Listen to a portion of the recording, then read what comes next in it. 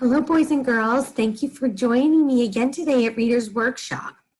So I want to talk a little bit about how we show our feelings when we talk and just when we are having a regular day.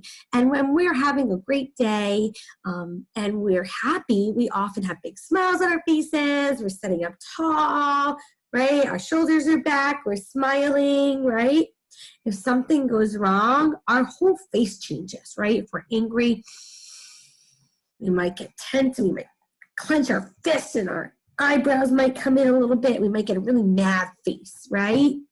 And so as our feelings change, our whole body changes. So today we're going to talk about how when we read, the same thing can happen. We can show big feelings with our body and our face even while we're reading.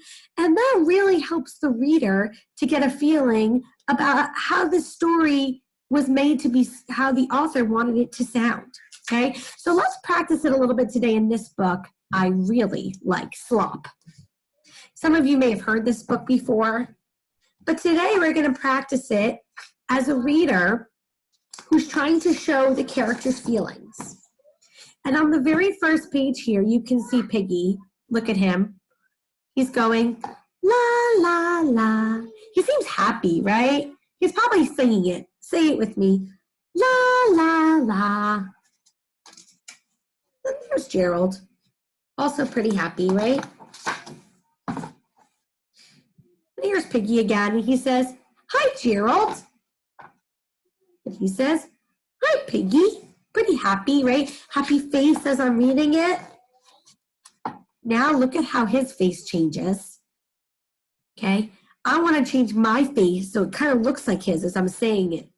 What is that? Did my face look a little bit like his? Kind of like surprised. What is that? Now he's pretty happy, right? He goes, this is Slop. He's proud of himself, right? Why don't you try it? This is Slop. Good job. Here's Gerald again. Look at him. He says, Slop. Now I love this page. Look at Piggy here. See how his mouth is open and he's happy. Almost looks like he's singing. So read it with me. What does he say? Yummy, yummy slop. He's so happy. Now look at Gerald's face. Does he look very convinced? No. So we might sound like this. Yummy. Really? Now he looks very surprised, right? Try it with me. You eat that? There's an exclamation mark and a question mark there. And the word eat is in bold letters. So I imagine that his body should look a little bit like questioning and surprised all at the same time. You eat that? Let's do one more page. Sure, I eat this. It's pretty normal, right? Pigs really like slop. Do you see how he kind of hands it over to him? I can do that with my body. Pigs really like slop. Boys and girls, I'm really enjoying this book, and I hope you are too. But today, I want you to practice reading like we did here today, showing big feelings with our body and our face as we're reading the story, the way we imagine the characters might be feeling, okay?